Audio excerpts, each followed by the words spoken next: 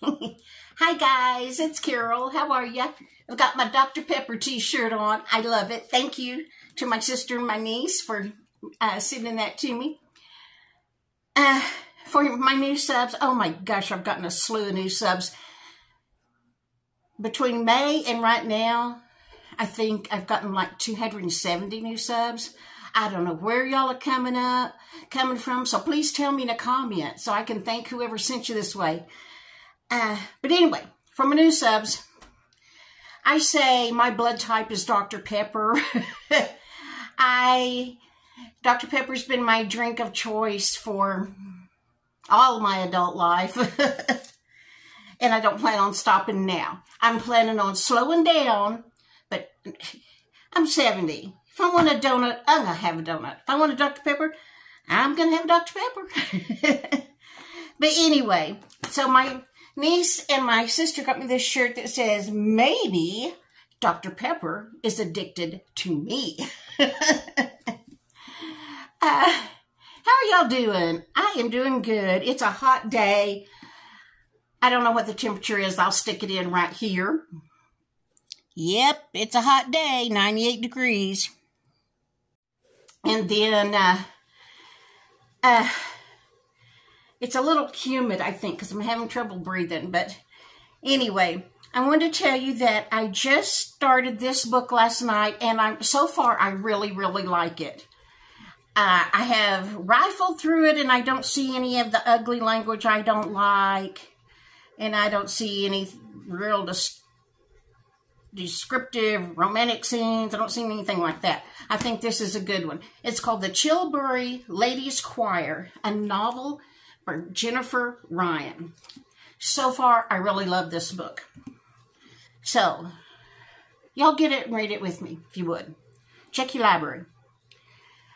I could read you the blurb, I guess. As England becomes enmeshed in the early days of World War II and the men are away fighting, the women of Chilbury Village forge an uncommon bond. And pardon me if I've already read this to you, because, you know, my last brain cell died. Have no memory. They defy the vicar's stuffy edict to close the choir and instead carry on singing, resurrecting themselves as the Chilbury Ladies Choir. The vicar wanted to stop the choir because all the men were gone off tour. This story tells the home front struggles of 5 unforgettable choir members.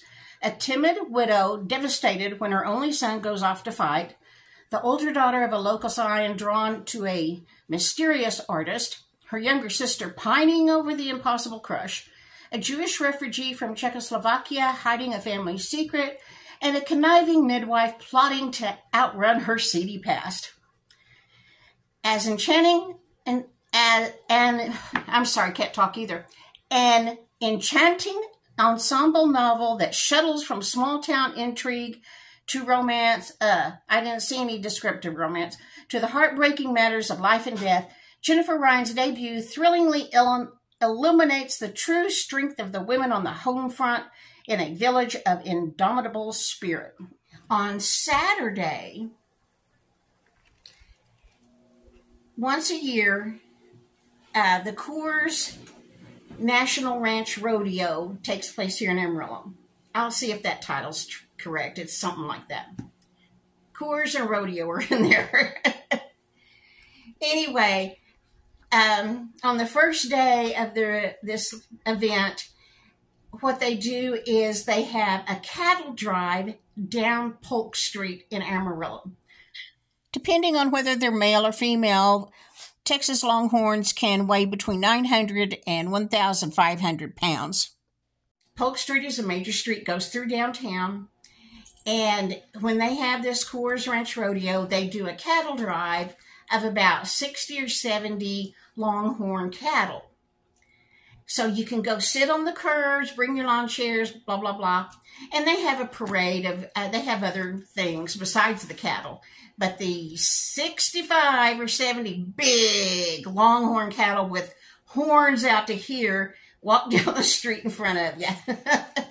I have never been. I would love to. I would love to. I sent an email, a text to my entire family here saying, Would anybody like to take me to the Longhorn Parade so I can film it for my YouTube channel? Or would you like to go and just film it for me? So far, it does not look like I will get to go once again. But if I do, I'll have some pictures for you of the Longhorn cattle being herded by cowboys on horses. Now, that's this weekend. My daughter, not Casey, my other daughter, Becky, is going to the rodeo the night before, but she has to work the next day, so she can't take me. But she told me she would take pictures of the rodeo for us. Now, I have lived in New Mexico in little towns surrounded by ranches and lived in the Texas Panhandle. I'm sorry, I can't talk today. I have lived in the Texas Panhandle the majority of my life, surrounded by ranches, and cattle is king, and ranchers like to have rodeos. I don't like rodeos. I think those cows are stressed that are taken to the rodeo and then have these cowboys on horses roping them. I think the bulls, the bull riders ride the bulls. I think they are stressed. Whatever they do. The only thing I don't think is stressful to the animals is probably the barrel racing. That's traditionally a woman's sport where they race around barrels. I think the horses really enjoy that. I don't think that's abusive to animals in any way. But otherwise, I think the cows and the bulls are stressed out. That is an, unnatural situation to them. So I don't like to go to rodeos.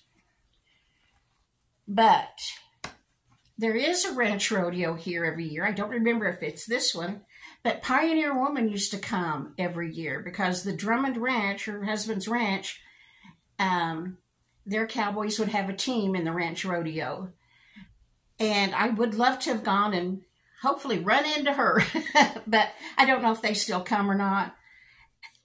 These are the brands of the ranches that will be participating, and the Drummond Ranch brand and the name Drummond Ranch isn't listed there, so that must be a different rodeo they come to. I have asked, I have said to you guys, if you would like for me to give you a shout out, put video in a comment. I may contact you to see if you want to tell me some things to say about you I'm not comfortable saying what I know or I don't know you very well.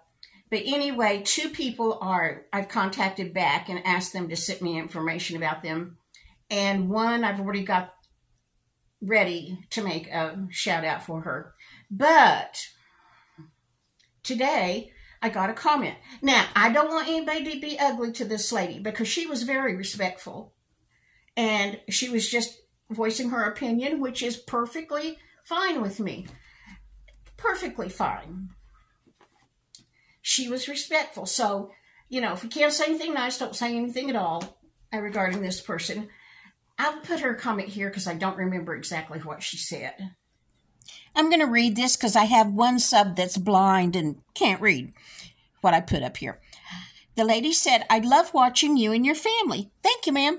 I really enjoy seeing y'all. Thanks again, ma'am. Saying that, I don't like all the shout outs you give. Deep South. I don't know what the Deep South is, but anyway, that's fine for her to say that. Now that we've heard that comment, oh my eye itches. I want to do a survey. I want you, the people that watch me, to say one of 3 things.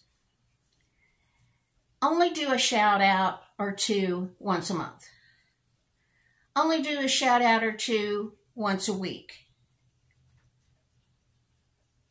Only do a shout out when you feel like it. I know this is my channel. I can do whatever I want. It's my channel. I'll do whatever I want. But I don't want to irritate people. But not doing shout outs is non-negotiable. Because let me tell you why. At the end of July, I will have had this YouTube channel 5 years. It took me 4 years to get monetized, which is really sad. To get monetized, you need 1,000 subs and you need 4,000 watch hours. It took me 4 years to get to that point. I would not have gotten to that point without other people giving me shout outs. The last person that gave me a shout out, and I got a bunch of subs from that shout out, was Mary from My Simple Cottage Life. Mary is someone, a retired lady, a senior citizen. She lives in East Texas. She's a widow. She has a lot of cats that she absolutely loves to death. Oh, this is National Hug Your Cat Day. I do know that. Mary, lives alone, takes care of her cats. She had a dog that recently passed away after 16 years, I believe is what she said. So that was hard on Mary. And I don't want to drive y'all crazy with shout outs, but I also want to introduce you to some people that I think are pretty fine people, and I want to help them. And so there will be shout outs. Oh, another thing in our survey. Tell me once a month, once a week, whenever I want to. Another thing you can tell me is only at the end of a video. That way, if you don't want to see a shout out, you know it's coming at the end and you can just click off. I forgot to say something. First of all, this video was like 45 minutes long, and I went through and edited out big chunks because I know you don't want to listen that long. I was going to also say, though, that I got a comment saying, well, if you worked full-time and you did all these other part-time jobs and you had 4 kids, when did you take care of your kids? Well, if you had listened, I said I worked full-time while I had children. And then once they were grown and the child support stopped, I had to do all these other part-time jobs to keep my head above water. Oh, I know some of you don't like shout-outs, and I already did one about Mary at My Simple Cottage Life. But I just saw this pop up in my feed. This is my good friend, Shorty Vaughn, at Crazy But Not Dangerous. And the second I saw Tales from the Step Stool, I knew this is going to be funny. And if you don't watch Shorty, go over and watch her Tales from the Step Stool number 16. I haven't even watched it yet, and I know it'll be great. Hi, Shorty. I'm so happy to see a video from you. Okay, I'm leaving now. All right, see you guys. Bye.